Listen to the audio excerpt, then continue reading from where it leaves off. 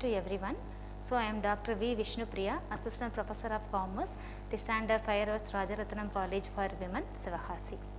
So, today we are going to discuss about the advantages and disadvantages of GST, that is Goods and Service Tax. Goods and Service Tax is a win-win situation for the entire country. It brings benefits to all the stakeholders of industry, government and the consumers. It has lowered the cost of goods and services, given a boost to the economy and made the products and services globally competitive. Now, we are going to discuss about some significant benefits of GST. The first thing is unified national market. GST aims to make India a common market with common tax rates and procedures and remove the economic barriers, thus paving the way for an integrated economy at the national level. The second thing is boost to Make in India initiative. GST will give a major boost to the Make in India initiative of the Government of India by making goods and services produced in India competitive in the national as well as the international market.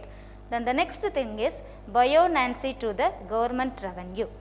GST is to bring buoyancy to the government revenue by widening the tax base and improving the taxpayer compliance. Then the next thing is neutrality.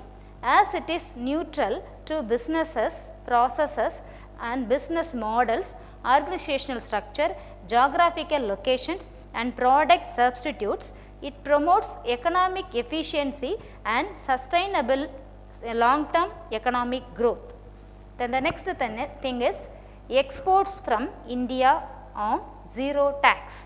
More efficient neutralization of under GST, especially for exports, thereby making products more competitive in global market and thus boosting exports from India. Then the next thing is eradicate corruption. Under GST, all transactions to be through common GSTN portal.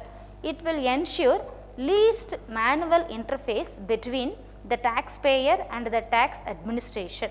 It will definitely affect the corruption. Then the next thing is no manual interface. GST is based on IT, which will improve the compliances as all returns to be filed online, input credit to be verified online, encouraging more paper trail of transactions. Then the next thing is taxpayers friendly.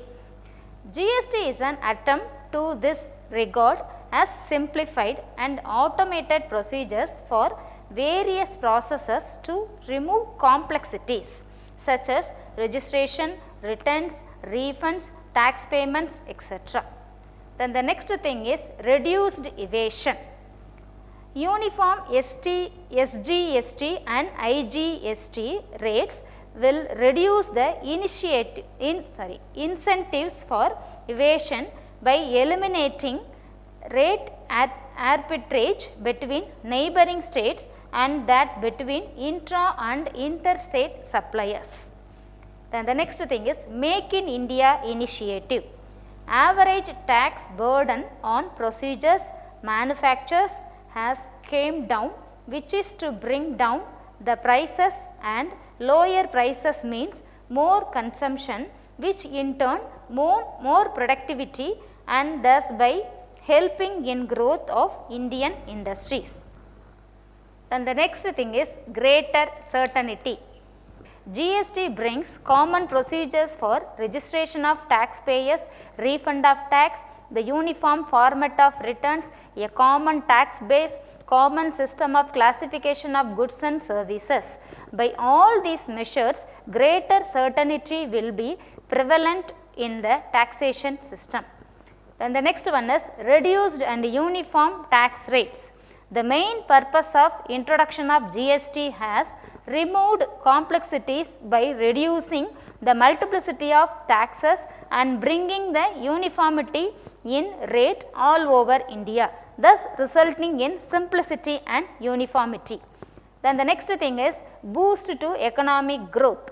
GST will boost exports and manufacturing activities, generation of more employment and thus increased GDP with gainful employment will lead substantial economic growth and poverty eradication. Then the next thing is electronic presentation. Under GST, everything in online. Electronic matching of input tax credits all across India, thus making the process more transparent and accountable. Then the next thing is seamless flow of input tax credit.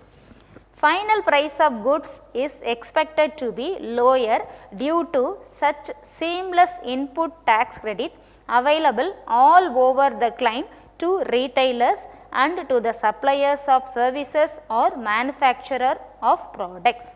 Then the next thing is input tax credit to each middleman.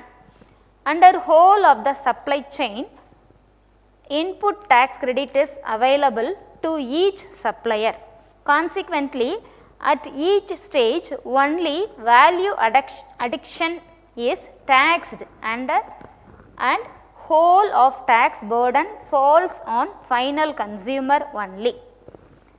The next thing is global taxation mechanisms.